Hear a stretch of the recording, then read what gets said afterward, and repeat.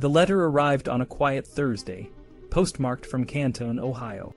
It was just one of many envelopes sliding into the mailroom of RCA Victor Records at 155 East 24th Street in New York City. But this one was different. It held a secret, a threat that could change everything. Inside, a crumpled piece of paper scrawled with frantic, almost illegible handwriting. The letter was addressed to no one in particular, but its contents were chilling. Dear Sir, I have just learned of a plan. A Red Army soldier in East Germany is planning to kill Elvis Presley. You must warn him, thank you. Elvis Presley, the king of rock and roll, was thousands of miles away, serving in the U.S. Army in Germany. The letter was forwarded to the legal department at RCA, who in turn contacted Elvis's manager, Colonel Thomas Parker. Parker, a man known for his shrewd business sense and protective nature, was immediately on high alert. He had heard of similar threats in the past, but this one felt different. It felt real. Parker quickly informed the FBI, and the letter was sent to the Bureau's laboratory in Washington, D.C. for analysis. The FBI, under the watchful eye of Director J. Edgar Hoover, took the threat seriously. After all, Elvis Presley was more than just a singer. He was a cultural phenomenon, a symbol of American youth and rebellion. The FBI response was swift. Special Agent in Charge Sack of the New York office sent a detailed report to Hoover, including the original letter and envelope. The lab technicians examined the handwriting, trying to match it to any known suspects. They found no immediate connections, but the threat was still very much alive. Meanwhile, in Germany, Elvis was unaware of the danger looming over him. He continued his duties, performing for troops and occasionally sending letters back home to his fans and loved ones. But the FBI was watching, ready to act if the threat materialized. Back in the United States, the FBI investigation branched out. They talked to witnesses, reviewed past threats, and dug into Elvis's background. They discovered that Elvis had received threatening letters before, often from individuals with mental health issues. One woman, in particular, had written several threatening letters in 1957 and 1958. She had even been committed to a mental institution, but the FBI decided not to press charges due to her mental state. The FBI efforts were not in vain. They knew that Elvis's fame made him a target, and they were determined to protect him. But the threat from the Red Army soldier in East Germany was a new and more serious concern. The FBI worked closely with the Department of the Army, sharing information and coordinating their efforts to ensure Elvis's safety. In the meantime, Elvis continued to captivate audiences with his music and performances. His influence was growing, and he was becoming a global icon. But behind the scenes, the FBI was always on guard, watching for any sign of danger. The letter was just the beginning. It was a glimpse into the dark side of fame, a side that Elvis and his fans rarely saw. The FBI files on Elvis Presley were filled with stories of threats, complaints, and the constant vigilance required to protect a star of his magnitude. But for now, the threat from the Red Army soldier remained a shadow, a whispered rumor that the FBI was determined to uncover and neutralize. The small city of La Crosse, Wisconsin, buzzed with excitement and concern as Elvis Presley, the king of rock and roll, was set to perform. Local residents were divided. Some saw Presley as a musical genius, a fresh voice that brought energy and excitement to the stage. Others, however, viewed him as a dangerous influence on the youth, a catalyst for moral decay and juvenile delinquency. In the weeks leading up to the show, a letter arrived at the FBI headquarters, penned by a concerned citizen. The writer, who claimed to have a history of providing valuable information to the FBI, expressed deep concern over Presley's impact on the local youth. He described two high school girls who had obtained Presley's autograph on their bodies on their abdomens and thighs. The girls admitted to going to Presley's hotel room, a detail that raised eyebrows and fueled fears about the singer's influence on young, impressionable fans. The letter went on to suggest that the hysteria at Presley's concerts could be sexually arousing, especially for teenagers. It also mentioned rumors of fan clubs degenerating into places of sexual activity, citing the local radio station WWP's Lindy Shannon show as a possible hotbed of such activity. The writer saw a clear link between Presley's performances and rising juvenile crime, urging the FBI to take action. J. Edgar Hoover, the FBI director, responded with a polite but firm letter, explaining that the Bureau did not have jurisdiction over the matter. He thanked the writer for his concerns, but suggested that local authorities might be better suited to address the issues. Meanwhile, in Louisville, Kentucky, the local police were bracing for potential riots. Colonel Karl E. Husties, the chief of police, was worried about the simultaneous appearances of Elvis Presley and Bill Haley and his Comets at the Kentucky State Fair. He had received reports of riots in other cities where both acts performed, resulting in significant property damage. Husties sought help from the FBI, hoping to prevent similar chaos in Louisville. The FBI, while aware of the reports of riots, had no specific information to share. They advised Husties to consult with police chiefs in the affected cities, a suggestion Husties found helpful. In Memphis, Elvis received a threatening postal card. The message was stark and menacing. "If you don't stop this shit, I'm going to kill you." The card was traced to the Buffalo, New York area, but the FBI investigation revealed it to be the work of a crank. Despite the threat, the FBI advised Elvis to be cautious and to report any further incidents. Elvis's influence extended beyond the United States. In Mexico, his alleged racial comments sparked a backlash. Mexican media had initially dismissed rock and roll as a sign of moral decay in the United States, but the craze began to catch on in Mexico, much to the dismay of some. A news report claimed that Elvis had said he would rather kiss 3 black women than 1 Mexican woman. This statement, whether true or not, was widely publicized and led to a campaign to ban his music from radio stations. On March 14th, university students planned a protest in Mexico City, where they would burn Elvis's records and merchandise. The controversy in Mexico was a reminder of the global impact of Elvis's music, and the strong reactions it could provoke. Even in Germany, where Elvis served in the military, he faced challenges. A man named Laurence Johannes Griesel Landau, who claimed to be a dermatologist, extorted money from Elvis. When Elvis decided to end the treatments, Griesel Landau threatened to ruin his career and expose him.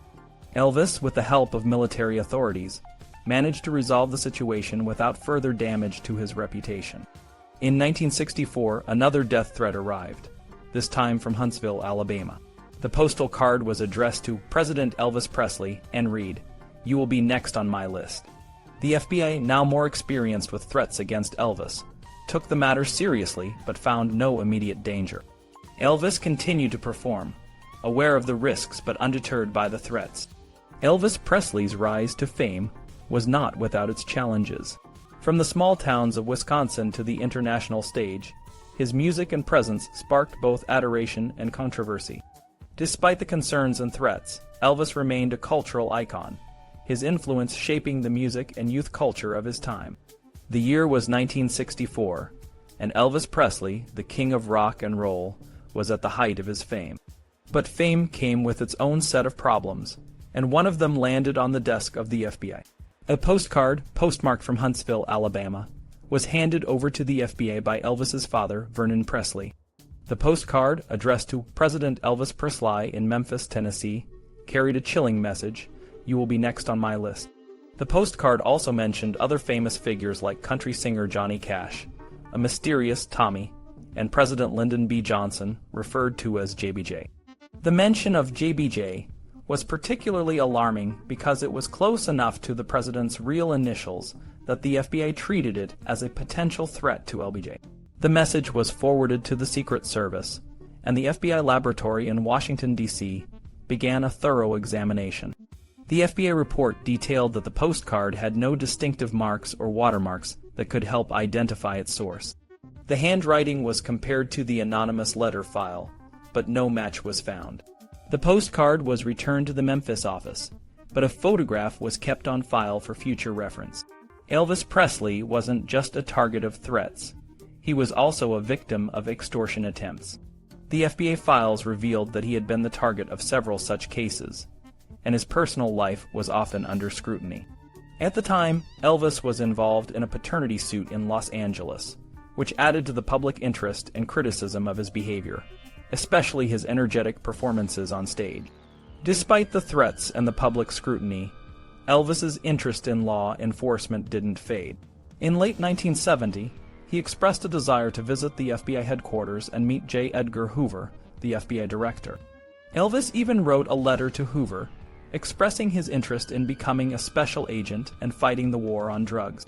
However, Hoover, known for his strict and conservative views, was not impressed. He noted Elvis's unconventional appearance, with long hair and flamboyant clothing, and declined the request. Instead, Elvis was given a tour of the FBI facilities, and Hoover sent a polite but firm letter expressing his regrets. Elvis's luck changed when he met President Richard Nixon in 1972. Unlike Hoover, Nixon was more open to the idea, and even presented Elvis with a federal narcotics badge. The photograph of the two men together became iconic, though it was later overshadowed by the Watergate scandal and Elvis's own personal struggles. Elvis's involvement in law enforcement and his brushes with the FBI didn't end there. In August 1970, while he was performing in Las Vegas, a new threat emerged. A security officer at the International Hotel received an anonymous call from someone claiming to have information about a planned kidnapping. The caller, identifying himself as Jim Reeds, said he had met two men who were planning to kidnap Elvis. The caller wanted to alert the security team and claimed he had no intention of participating in the crime. The threats didn't stop there. Elvis's manager received another anonymous call, this time threatening to shoot Elvis. The caller demanded $50,000 for information about the identity of the potential killer, claiming that Elvis had wronged him about a year ago. The FBI and local authorities were notified, and security was increased for both Elvis and his family in Los Angeles. Another peculiar case in Elvis's FBI file involved his Lockheed Jetstar airplane. Elvis owned the plane but rarely used it, and his father, Vernon, had power of attorney to manage it. In March 1977, Vernon entered into a complex agreement with Frederick N. of Air Cargo Express Ace in Miami, Florida. The plan was to upgrade and sell the Jetstar to WWP Leasing, and then lease it back to Elvis and again to AC. The intricate leasing arrangements were designed for tax benefits, but eventually became a case of fraud. The investigation continued even after Elvis's death. In August 1977, the FBI focus shifted to the financial dealings and the potential fraud involved in the Jetstar's multiple leases. The case highlighted the complex and often murky world of high-stakes business and the lengths people would go to for financial gain. Elvis Presley's life was a mix of fame, fortune, and controversy. The FBI files provide a glimpse into the darker side of his world, where threats and schemes lurked behind the glamour. Despite the challenges, Elvis remained a cultural icon, and his story continues to captivate people around the world. It was June 24, 1976, and the room was filled with key players, all gathered to finalize a deal that could change things for the better. Elvis Presley, the legendary entertainer, owned a Lockheed Jetstar airplane, but it was just sitting there, not generating any income. He had an outstanding debt of over $600,000 on the plane, and efforts to sell it had been unsuccessful. Now, a plan was in motion to refinance the plane, upgrade it, and lease it out, making it a profitable asset. Elvis's father, Vernon Presley, was there, representing his son. He had the power of attorney to handle Elvis's business affairs. Alongside him were two experienced lawyers, Charles H. Davis and D. Beecher Smith, who had been advising the Presley family for years. The room also included Hans Pietschmann, the president of WWP Leasing Group, and Frederick P. Pro, the president of Air Cargo Express. They were joined by Nigel Winfield, an aircraft broker, and a few others, including Gabriel Robert Caggiano and Raymond W. Baszner, who were involved in the technical aspects of the deal. The plan was straightforward but complex. Elvis would sell the plane to WWP Leasing Group, which would then borrow money from the Chemical Bank of New York to pay off the existing debt and upgrade the plane. The upgrades would cost around $350,000 and would make the plane compliant with the Federal Aviation Regulation, FAR 121 maintenance program. Once the upgrades were complete, the plane would be leased back to Elvis for 84 months, and he would sublease it to Air Cargo Express for a profit of $1,000 per month. At the end of the lease, Elvis would have the option to buy the plane back for just $1. The meeting started with everyone reviewing the details of the deal. Caggiano, acting as an attorney, was supposed to help complete the lease agreement. However, things got a bit confusing. Edgman had to leave early, so he asked Caggiano to finish the paperwork the next day. The lawyers, Davis and Smith, drafted additional riders to the contract, including provisions for insurance and the release of funds for the upgrades. On June 25th, the contract was signed. Vernon Presley, acting for Elvis, paid 2 checks to WWP for the first and 84th monthly rental payments. In return, Frederick Pro wrote 3 checks to Elvis, including 2 for the first and 84th monthly sub-lease payments and a premium for the sub-lease. Everyone thought the deal was done, but things quickly went wrong. Pro's checks bounced, and it turned out that the funds were not in his account. Pro claimed that the money was coming from Jamaica, but it never arrived. The situation became even more complicated when the Chemical Bank of New York rejected the original lease agreement, saying it was unacceptable.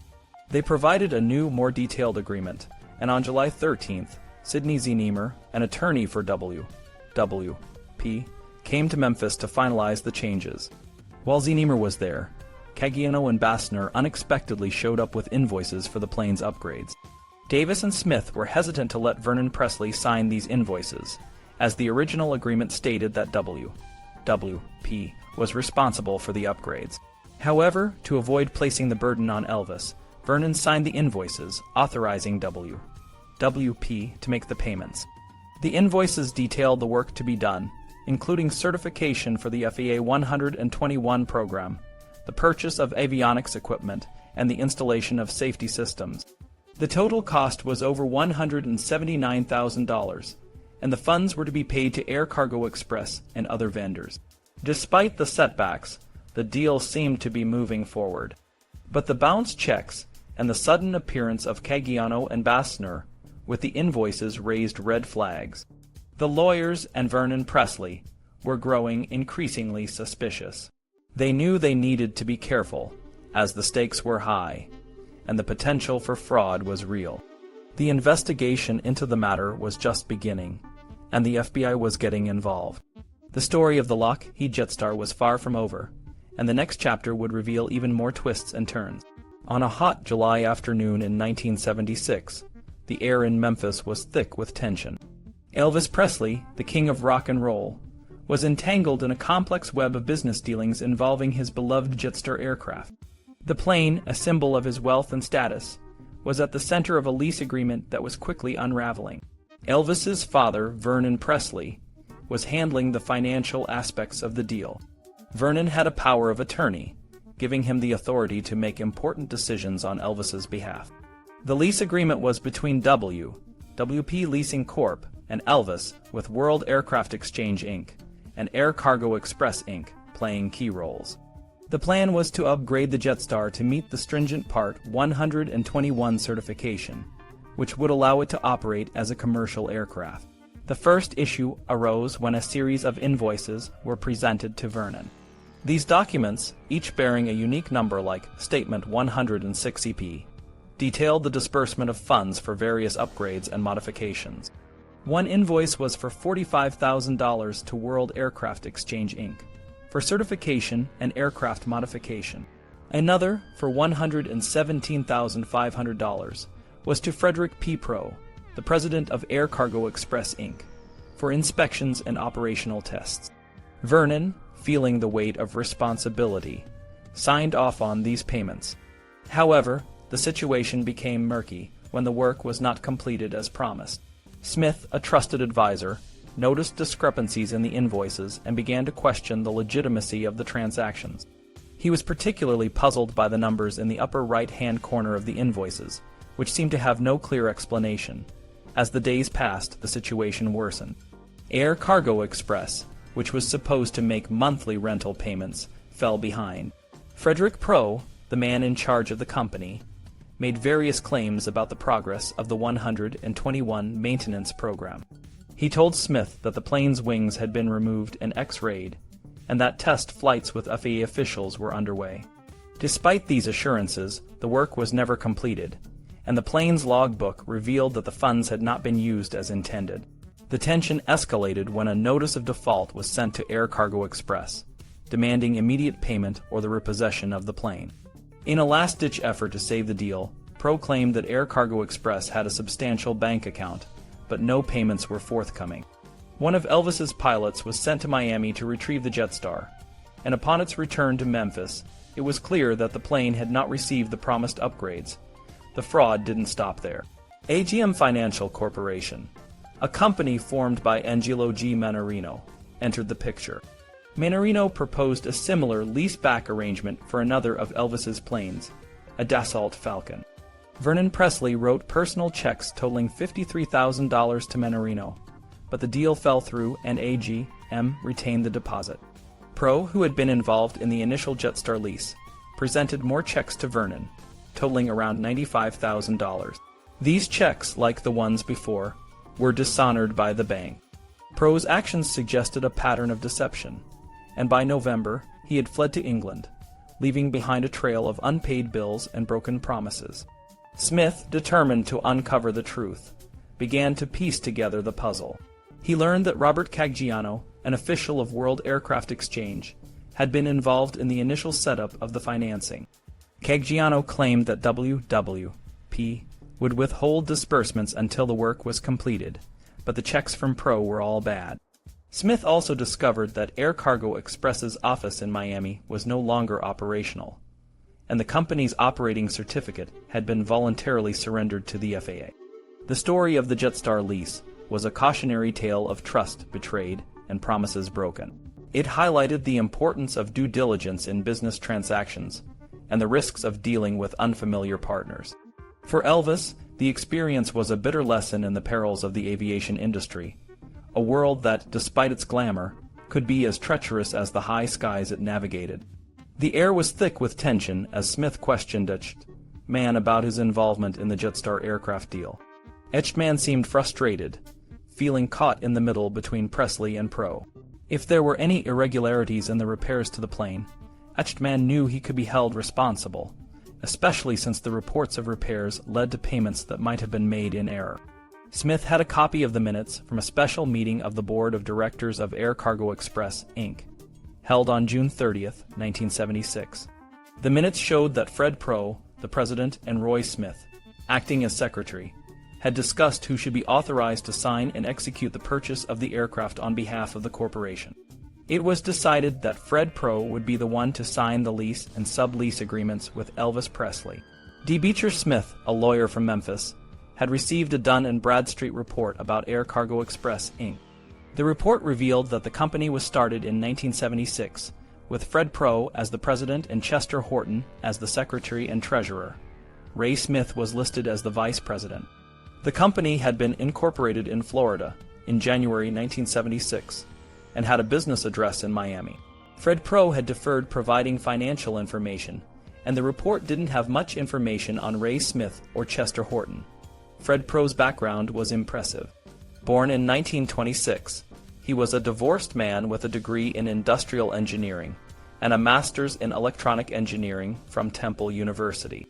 He had a long history of business ventures, including roles at RCA, Bud Electronics, and the Bud Company. He had even spearheaded the Metroliner project and won a prestigious air award in Paris. In 1972, he became the investor and chairman of the board of Parker West Corporation, a holding company in Florida. However, by July 1975, Parker West and its subsidiaries had filed for bankruptcy, with liabilities totaling $9,143,000 and assets of $16,417,000. Air Cargo Express was linked to several other companies through Fred Pro, including Worldwide Communications, Inc., Trident National Corporation, Inc., and Spanair, Inc. The company had moved its address a few times, and in August 1976, it was sued by State Southern Management Company for $1,289. Smith also had information about Milo High, the pilot for Elvis Presley, who could provide details about the condition of the plane before and after it was handed over to Pro. Vernon Presley, Elvis's father, could be contacted at Graceland Estates. Smith had also spoken to Angelo G. Mannarino, who claimed that Pro had sent 2 goons to force him to make a $70,000 loan to Pro. On February 14, 1977, Smith received a copy of the minutes from another board meeting of Air Cargo Express, Inc., held on June 20, 1976. The meeting confirmed that Fred Pro was authorized to sign and execute the lease and sub-lease agreements for the aircraft from Elvis Presley. The case was complex, and on February 18, 1977, Smith discussed it with Assistant United States Attorney Glenn Garland Reed. Reed agreed to issue grand jury subpoenas, as there were potential violations of wire fraud and conspiracy. The FBA document from August 8, 1977, summarized the Jetstar aircraft case. Vernon Presley, Elvis's father, had entered into a contract with Fred Pro and others to sell Elvis's Lockheed Jetstar to WWP Leasing Company. The plane was to be upgraded and then leased back to Elvis, who would sublease it to Air Cargo Express. However, Pro's checks for the upgrades were returned by the bank, and the work was never done. Angelo G. Menorino, who replaced WWP in the second contract, also received a check from Elvis for $830.35. The National Bank of Commerce in Memphis received a telex message from Seven Oak Finance Limited in England, claiming that Air Cargo Express had an account with over $500,000. However, none of the work on the plane was verified by the FAA or Dallas Air Motive. The investigation was initiated by the U.S. Attorney's Office in Memphis, following a complaint from Elvis Presley's attorneys. The contract signed on June 25, 1976, involved significant financial transactions, but Pro's checks were never honored. The plane's upgrades were never completed, and the entire deal seemed to be an elaborate scheme to defraud Elvis Presley out of his money. The meeting was set for May 6, 1977, and Kitzer made the call from his room at the Mayflower Hotel. He spoke to Fred Pro, who agreed to meet at the Essex House Hotel, just a short walk away. When they met, Kitzer brought along a friend, and Pro asked if it was okay to talk in front of him. Kitzer said it was fine, and the conversation began. Pro told Kitzer that he handled about 150 phone calls a day, arranging deals with 11 brokers across the United States. He worked from 8 a.m. until midnight, running a company called Trident Consortium from New York. Pro claimed he owned and controlled the whole company, even though it operated worldwide. He had big plans to open branches in other countries, making it easy to confirm financial deals through telex messages. But the real story was about Elvis Presley's jet. Kitzer had once told Pro that getting Elvis's plane was a mission impossible. Pro laughed and said he had shown Kitzer exactly what mission impossible meant. He had called Kitzer from the air, using the plane's air-to-ground phone, right after taking off from Memphis. Pro had somehow managed to get the jet from Elvis, and then used it to secure a $1 million mortgage from a bank in New York. When the first payment came due, Pro disappeared with the money, leaving the bank holding the plane. He told the bank they had bought themselves a new aircraft. Pro also mentioned that he often took in planes that needed repairs, but instead of fixing them, he would disassemble them and sell the parts. His method of busting out a company was to take valuable assets and replace them with less valuable ones, slowly draining the company until it went bankrupt. By August 1977, Elvis Presley was identified as a victim, and he had passed away. Kitzer and others involved in the con were arrested, but Pro, who had posted bond, was now a fugitive.